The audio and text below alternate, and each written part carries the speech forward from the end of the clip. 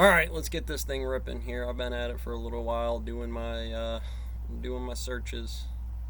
I need all that later. We're getting in the morning, tearing it up, trying to finish. We'll finish off some stuff from the weekend or Friday, but most of that's gonna be. Yeah, I know. That was last night. Watching it when I was sleeping, obviously. Anyways, yeah, playing it while grinding on the phone. Getting here. Let's get it ready this morning. Um, Generally I have been. This is my second account. Let's go and check where I have some options from last night. Between the three pages I have, I've got a bunch of different charts on there and stuff that I was trying, different techniques at it, M1, M2, MN. The thing about the power of three, it's the power of two, which is one, because there's two indicators, each of one indicators, or how you're doing the downs and the ups and the fibicals there, the Fibonoptics, that give you the routes that you're doing and when you're doing them. It is one thing in the next spot that is kind of between those increments. So you got to have that mantis shrimp vision, that time dilated, ripped apart kind of thing that you hear about. All right, sorry, we're over here. So again, I reset some of my accounts. I made sure that they were ready at that 2500. I got them all set to advanced parts first. Regardless of what that stock does, I'm here to try to learn. It should be in a good position, and so are some of the other stocks that I'm running.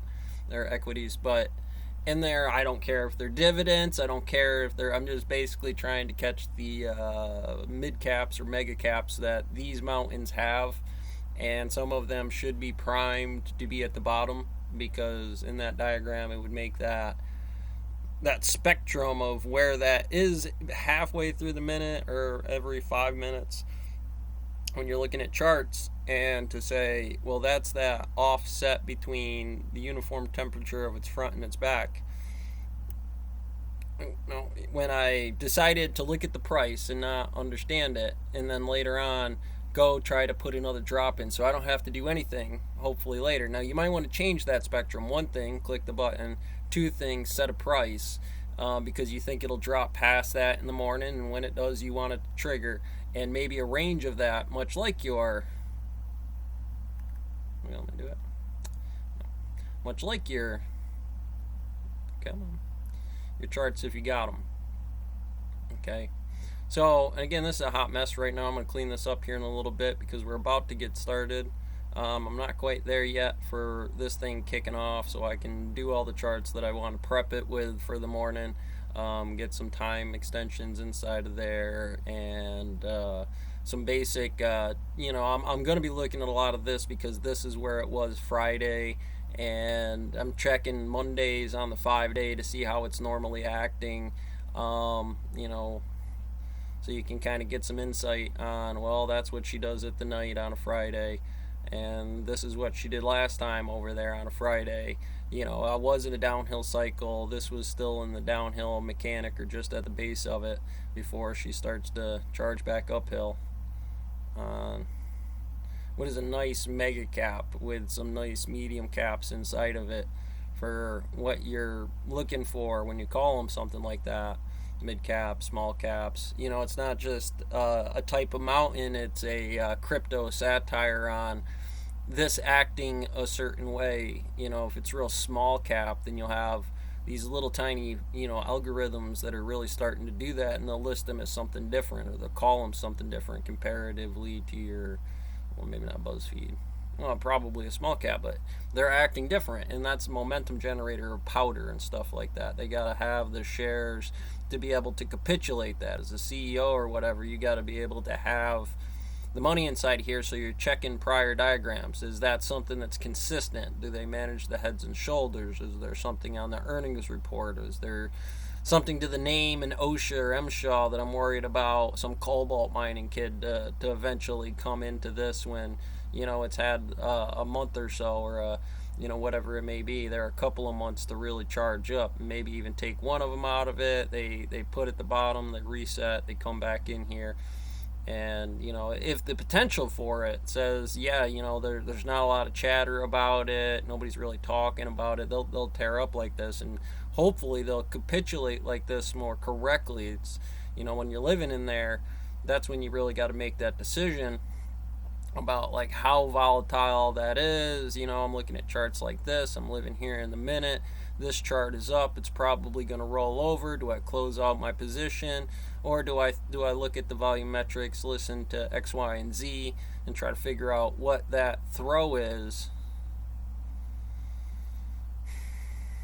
What that throw is going to be, as far as being into it at 69.95 is where I wanted to put it, is right about there. But as you can zoom in, you'll see that, we'll make sure we have it over here from the close, that 69.95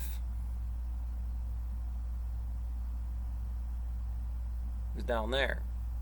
Okay, so that's like down here inside of this core. Now, how I went about doing the charts and everything like that is kind of my own little Bob Rossi, right? I'm not trying to tell you there's a perfect way to use these charts, except for this, most people just stupid high probability first thing in the morning. Let's see if I can go find one here that I'm close to. All right, so I didn't do this chart, but when I was doing them before, you see their first move in the morning would have been this little thing and this little thing, and the charts bottomed right out. This is not going to necessarily be to this. Here I'm doing it in the morning from a prior day. I was trying to guess the charts. I'm not living here. I'm taking mechanics like this, saying, okay, this is what she's generally chopping and throwing, which is not bad. But you can absolutely get wrecked by that. You got to be careful about those puts and bases. And sometimes it's just about antsiness, right? You're just right on here watching the paper trade for it, and your candlesticks on the seconds or minutes there. And did you believe what you believed? Because these are often what it does. So what's it telling me about what to believe, I guess, is the best way I can word it out here.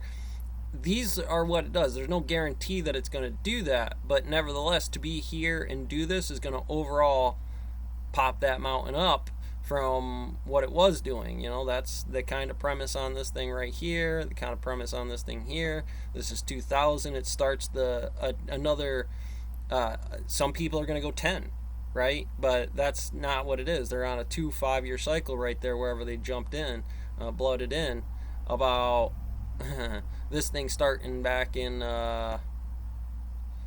2001. That's a year offset. In a way, you could start the charts here, but by the time you get here, it's really unstable. Acceleration and recombination of the universe in every element on the periodic table relative to protium, or whatever became of the wave function before protium at the 4 goose stuff.